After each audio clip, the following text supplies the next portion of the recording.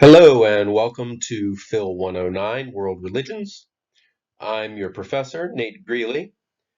This video is going to be relatively short. Uh, I just want to introduce you to the topics of the course um, and to the structure of the course, and we'll go through the syllabus and hopefully make sure that you understand what's going to happen for the next, 4.5 weeks. This is a intersession course, a winter course, so it goes very quickly. It's about, 4 times the speed of a normal course. So I want to make sure everyone is prepared and knows what to expect because it's tough if you fall behind a bit in an intersession course. I want to make sure everyone is on top of it from the very beginning. So first is first. This is me. Um, my name's again Nate Greeley. I'll be your professor for this winter intersession and maybe in other classes as well. I teach several courses at Antelope Valley College, logic, critical thinking, lots of different stuff in the philosophy department. So you can always reach me at my email here, nathaniel.greeley@abc.edu. I typically can get back to you within 24 hours, usually more quickly than that. So yeah, if you're ever in doubt or have a question or have some request, always feel free to reach out, and I'm try to be responsive quickly as possible. And there's also the messaging function in Canvas that will go to my email as well, and I can get your messages there. There will be office hours for this course, even though it is online. They'll be on Zoom every Monday and Wednesday from 12:30 to 1:30 p.m. The only there's Martin Luther King Day is a holiday, so I won't have office hours that day. But every other day will be on the regularly scheduled time. If that time doesn't work for you, shoot me an email, right? I'll arrange to meet. I want to make sure that if people have questions or need help, that I'm available to you. So you let me know, and I'm sure we can work out a time that we can both meet. And that link is on the syllabus in Canvas. It's in the modules in Canvas, and that's the link that you'll use for office hours. So a little about me. Uh, I grew up all over the South, but mostly in Texas. Moved to Duarte, California, which is in the sort of San Gabriel Valley, uh, east of Pasadena a little bit. Um, I went to high school there. Then I went to USC for undergrad. Got my master's in philosophy at Cal State LA. Got my PhD in philosophy and cognitive science at UCSD. And teaching here, I have also taught many other places. Teach at Mount St. Mary's University, Cal Lutheran University, Woodbury University. Have taught at UCSD, taught at Cal State LA, and so on. So been teaching philosophy for a long time, and I always enjoy it, and I enjoy the students at Antelope Valley College. So I look forward to a fun and productive course. So the course is just a survey of world religions, so we'll introduce you to some of the central beliefs, rituals, traditions, philosophical foundations of the major world religions. We can't cover every religion, right, in the world, but we'll certainly cover Judaism, Christianity, Islam, Hinduism, Taoism, Buddhism, and Mayan religion, ancient Mayan religion. We've got 3 textbooks, all of which are available free on the Canvas. We're not reading the We'll be reading most of A History of God by Karen Armstrong. The other ones, I'm just grabbing a chapter here and there because she doesn't cover Taoism or Mayan religion. But those are all on the Canvas for you to look at, and they're also in the modules. Well, that's where they are, is in the modules. As you're clicking through the course, the page for the relevant reading will come up. There'll be a PDF, and you just read it, so it should be pretty straightforward. So lectures will also be posted to Canvas. It all is in the modules. If you click it through in a linear fashion, you can get through the course. You'll find the lectures. I'll try to post them up ahead of time. This is my first time teaching this particular course, so I don't have them all pre-recorded. So I'll be posting them as I record them, but I'll certainly get them up with plenty of time for you to be able to do the course material. So as you click through, they will appear, even if they're not all up there at the moment. And so Ideally, you should read the assigned readings, and this is how it's arranged in the modules, right? The reading comes first, read it. Then I'll give a lecture on the reading that helps explain it. As we'll see, the main assignment for this course is a term paper that you'll develop that can be on your own personal, it's your choice what topic you write on, right? I want you to find something that interests you and delve deeply into it. But I will in the lecture sort of point out opportunities like, oh, here's a question that's worth exploring, right? That you could find an original thesis. So that'll also be part of the point of the lectures to help you find paper topics. So learning outcomes, this is something that every school insists are on the syllabus, and so here they are. Students should demonstrate their understanding of important topics in world religion by engaging in discussions, completing written exams, and writing an original essay that argues for or against a specific thesis on a topic of their choice. Okay, learning outcomes. So assessment. This is what the students are usually concerned about. What does my grade consist of? So I design my courses to give you lots of encouragement and basically free points to just keep up with the material, right? So you'll see that a big chunk of your grade, really 60%, it's fairly easy to get full points on so long as you are engaged and actually watching the lectures, actually reading the material, right? Now, I'm sorry to say that watching the lecture on double speed while also looking at something else on your phone is not going to cut it, right? That's not really watching the lecture. And so doing that, you're not going to get full points on, for example, the quizzes and the discussions, right? So this is to make sure that you're doing all that stuff so that when it comes to the parts that are graded on, expertise and mastery, like the midterm and the final draft of the essay, that part should be relatively easy. Actually, you'll do quite well if you keep up with the course. So my experience is 80% of the battle is to keep people on track in the course. And I reward you for that here. So let's look at the assessments in detail. So each week there's going to be a quiz on the material we covered that week. And the quizzes are not meant to be tricky. They will be, online Canvas quizzes, multiple choice. The question, maybe 5 questions, and really each question is going to be, hey, what was the main point of Taoism, right? Or what was one of the 2 central things we talked about with Christianity? So as long as you're paying attention and you're getting the main idea. Now, this is a skill that you have to develop, is being able to watch a lecture, read a reading, and get a sense of what the main, most important parts are. Something you have to develop. That's part of a college education, is learning that skill. But it shouldn't be too hard if you are actually paying attention, right? The right answer should pretty much jump out at you if you're engaged and you understand the material. Again, if you've been not doing the readings and putting the lecture on double speed while staring at your phone, then you may find the quizzes difficult, but that's, again, you're engaging with the material.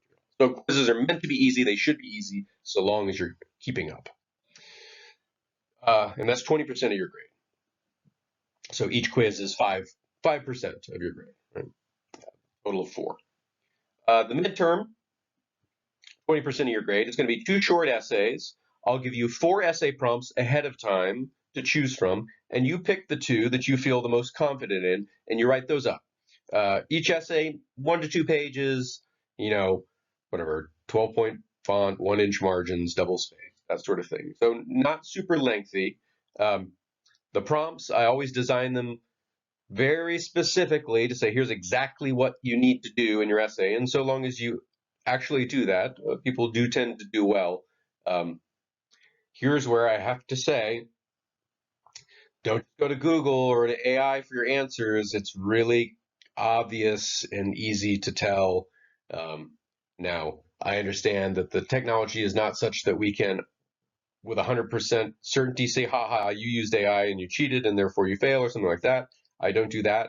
But what happens inevitably is some folks try it, and what I get back is an essay that's grammatically perfect and does not address the prompt, right? Because the AI is not quite that good yet, right? And so you don't get a good grade because you don't do what I asked you. You tried to paste it into a ChatGPT or something similar. Right? So just don't do it. It's honestly not that hard to just write the essay up yourself if you've been paying attention, right? And passing the quizzes. You're already prepared to do it. So just do it. Just write it up.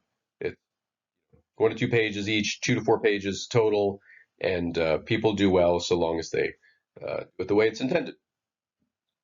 So those will be posted on the 15th, the prompts, and then the midterm will be due that Sunday night. So that's a Thursday. It'll be the Sunday night, the 19th, by midnight.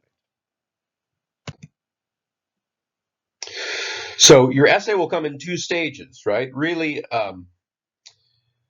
this being an intercession course, it's not in a longer course.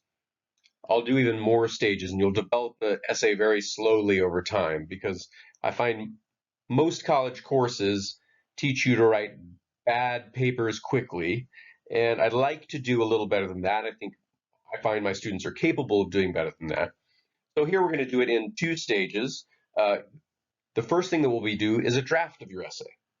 Now, it has to be a full essay. It's not an outline of an essay, right? It's not a few bullet points or a half an essay. It's a full essay, but it's a draft, which means you need to get something on the page, get your ideas on the page, right? Something on the page that's not the night before the final version is due, right? Now you can actually get to actually writing. And actual writing is revising, right?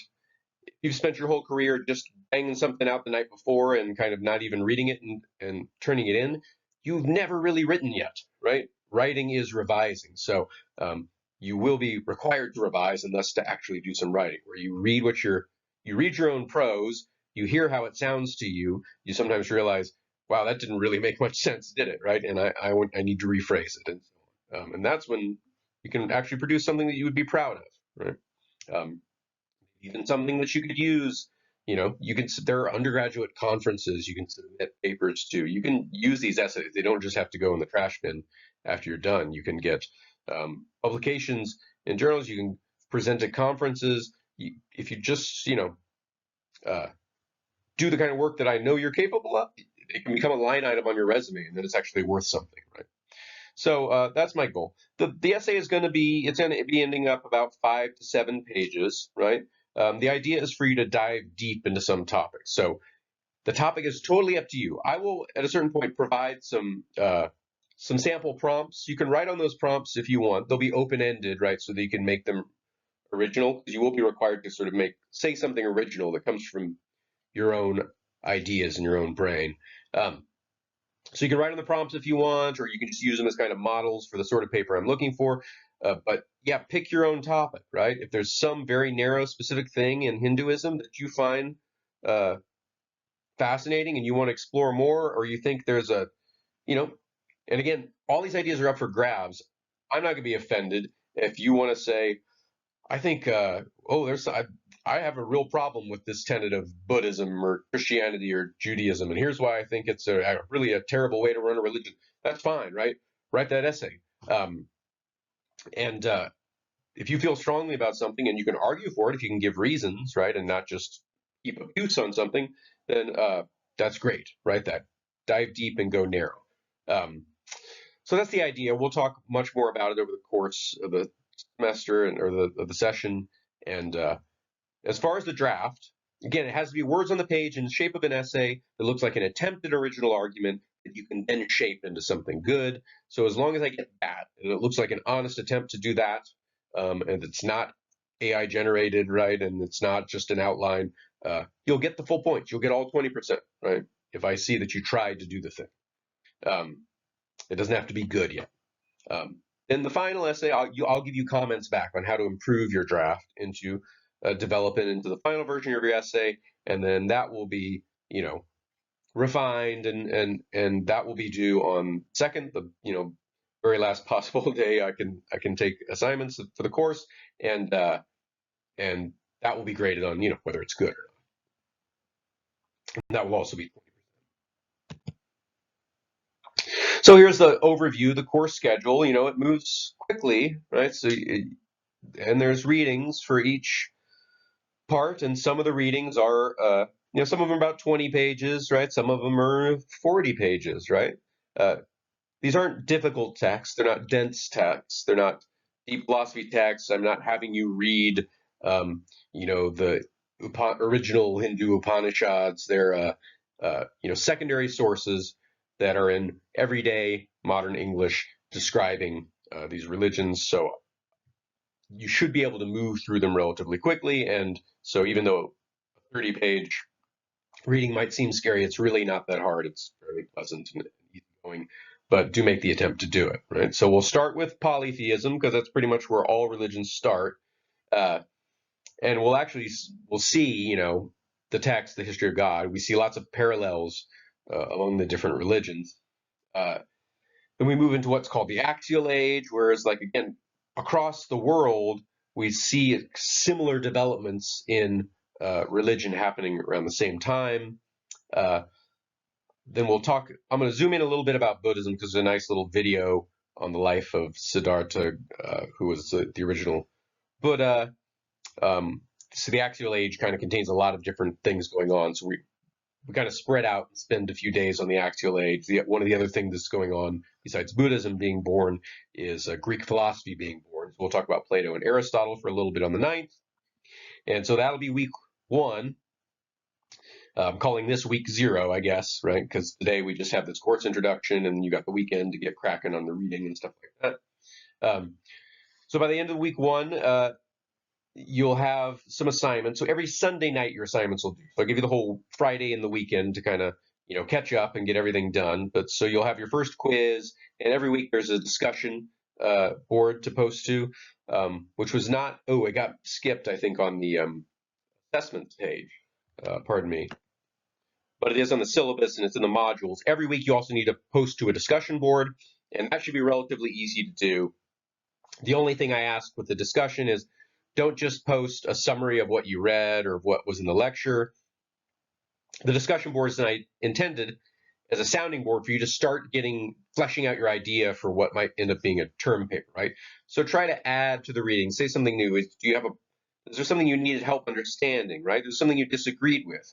Is there something further that you'd like to say? That's the goal of the discussion board, and feel free to reply to people and interact. That's great as well. So those will be due every Sunday night. The quiz will be due on Sunday night, that first quiz on the 12th. Then we're going to go over and look at Mayan religion, then Taoism, and then we'll kind of zoom back. We start out sort of on the 6th, polytheism. We'll be talking about what's now sort of Iraq, Israel, the Middle East, right? And then we kind of spread out. Then we'll zoom back to the birth of Judaism, right? Monotheistic Judaism. And we'll get into that on the 15th and then move into Jesus and the Buddha and Vishnu, who are all sort of God, I call it God incarnate, right? So they're sort of next development in religion, which again seems to happen spontaneously everywhere, is God seems to come to earth in various ways, right? And we're probably most of us most familiar with Jesus, right? So that will be on the 16th. So that'll wrap up that week. And so that Sunday you'll have a quiz due. You'll also have the midterm due, right? The midterm questions will be posted on the 16th, and you'll have a discussion. So every week there's stuff to do, right? Again, this is a short course, right? So it's going to move quickly. The 20th is a holiday. On the 21st, we're going to watch a film, Agora, which takes place at a kind of a interesting time in Rome. It's sort of the transition from Rome being a polytheistic society to being a Christian society.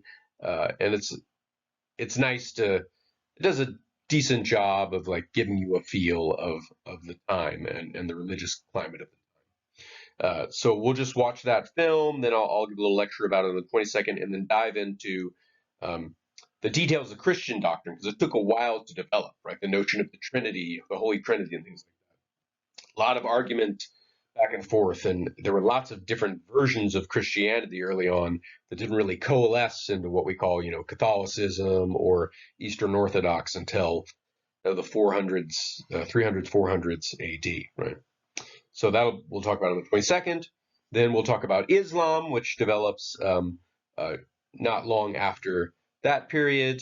And then again on the 26th, you have a quiz. Your draft will be due, another discussion due. And then the last week we'll move into sort of the Middle Ages and the Enlightenment period.